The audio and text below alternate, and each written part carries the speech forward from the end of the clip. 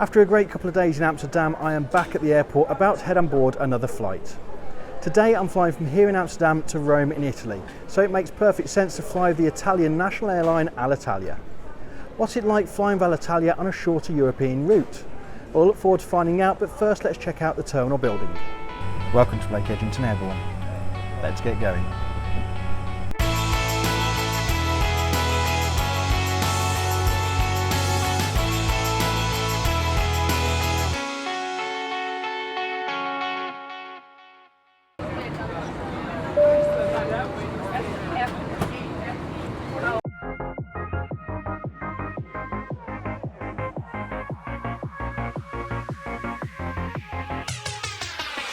The best way to reach Schiphol from the city is via train, which will drop you off at the arrivals level. This area is home to Schiphol Plaza, featuring a range of shops and restaurants, as well as something for plane lovers.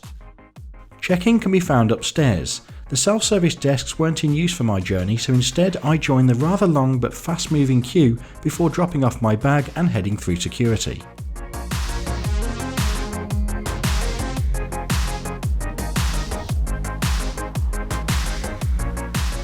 The departures area at Schiphol is quite industrial in appearance, but I personally like it. Schiphol uses a single large terminal, and depending on your destination, you'll depart from one of several piers with flights outside of the Schengen zone separated by border control points. There is of course plenty to occupy passengers waiting for their flight, with a great range of shops and restaurants available throughout the terminal.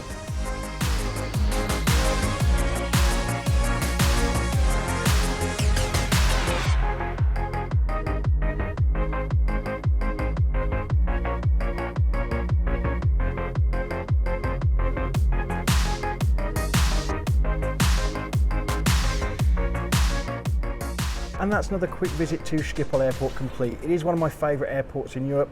It's a nice experience passing through here. Pretty busy today though, because it is the peak summer season. Anyway, enough looking around, it's time to head to Rome.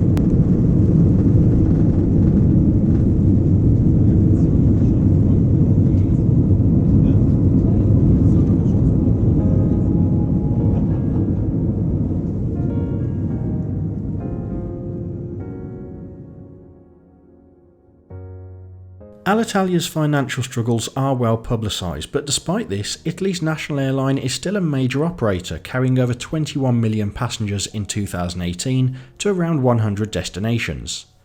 These flights are operated by Alitalia's fleet of 97 aircraft, the majority of which are from the Airbus A320 family. For flights a little further afield, the airline uses the Airbus A330 and Boeing 777. Today's destination, Rome, is the airline's main base, and before we look at the cabin, let's see how much it costs to fly to the Italian capital. Alitalia flies between Amsterdam and Rome a couple of times daily, with fares starting from around £72 for the basic economy light fare.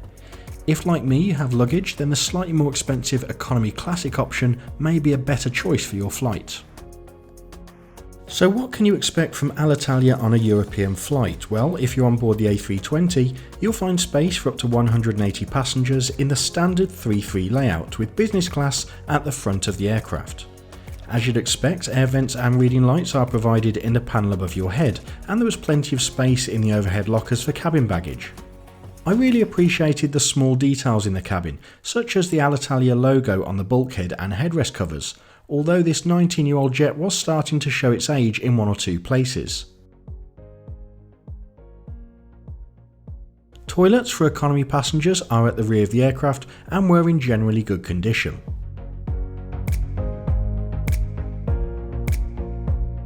Despite Alitalia's money troubles, the airline still offers complimentary refreshments on board. Now it wasn't much, but in the age of low cost flying, even a small snack is very welcome, and that orange, carrot and lemon juice was surprisingly tasty.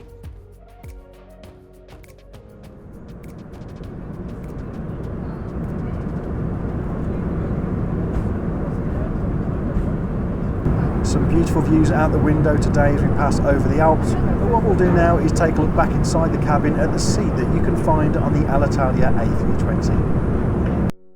As I'm sure you've guessed by now, I'm seated on the last row of the plane, but the seats throughout the cabin are the same design, and the first thing you'll notice is what used to be space for the entertainment system, which sadly now has been removed, and the space for the screen and controller are covered up.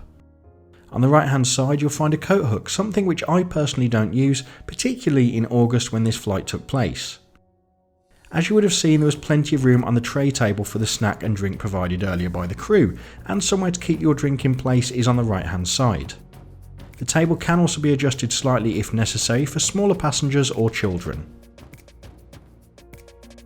As we move further down the seat, there is quite a generously sized literature pocket, certainly room in here for your essential items, and Alitalia provide the A320 safety card, as well as the in-flight magazine and shopping guide. And then we come to the legroom. Now it wasn't too bad for a flight of this length, but I imagine on a longer journey I'd probably find it a little restrictive, and I was very lucky that the seat next to me was left unoccupied.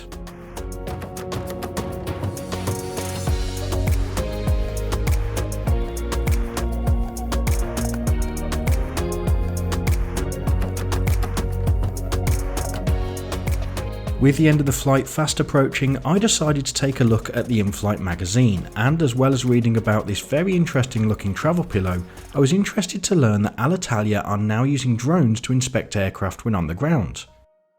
The airline also runs fewer flying courses for nervous passengers, which is a great way to help more people see the world. But if you prefer not to take to the skies yourself, don't forget that as well as subscribing here on YouTube, you can also follow me as I fly via my social media accounts.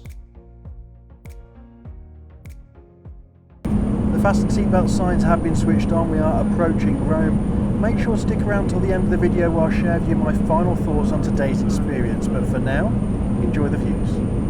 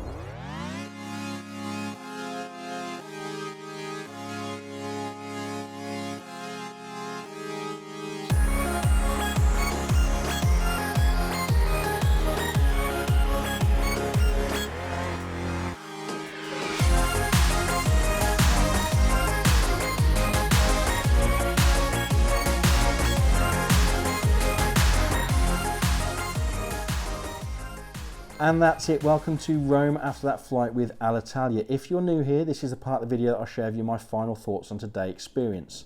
And I'll start off with what I said on social media after the flight. On Twitter, I posted pretty quickly after disembarking my one-word summary, and that word was almost.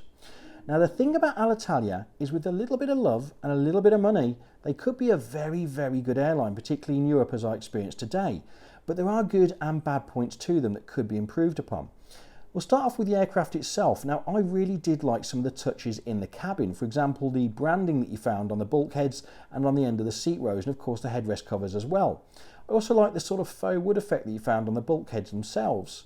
Except the aircraft overall wasn't in the best of conditions. It was quite dirty and worn in some places, so that's something that could be improved upon. Then you come to the seat. Now, I really did like the overall design of the seat. I thought it was quite attractive, and it was really well padded as well. However, the legroom was pretty poor, really uncomfortable on any flight over 2 hours for someone my height, I'd say. The service itself went quite well, but it was incredibly relaxed. And you see, again, I'm looking at good and bad for each area. The cabin crew were more mature crew than I've seen on many flights recently, but everything did seem to take quite a long time. However, the snack that we provided was very tasty for a short flight, and the drink was fantastic that I had. The juice was really delicious. I'd also say that Mrs. Airborne, who was with me on the flight, said that the coffee was one of the best that she's had on a European flight. So overall, there were areas that Alitalia could improve upon for me, but also areas that I was really impressed with, and I definitely would fly them again, but it'd be nice to see them come through their financial troubles and really get some good investment. One last thing I do need to mention though for the aviation enthusiast out there is that landing was absolutely fantastic. You barely noticed you touched the tarmac, so a big thumbs up to the pilots. I do hope you've enjoyed today's video. If you do agree with me, please leave me some feedback in the comment section below. If you don't, the same does apply of course. And if you've enjoyed the video, please leave it a thumbs up, give it a like. Also, if you're new here, you'd like to see more videos in future, please do hit that subscribe button and the notification bell so you never miss a future upload. And of course, as always, take care.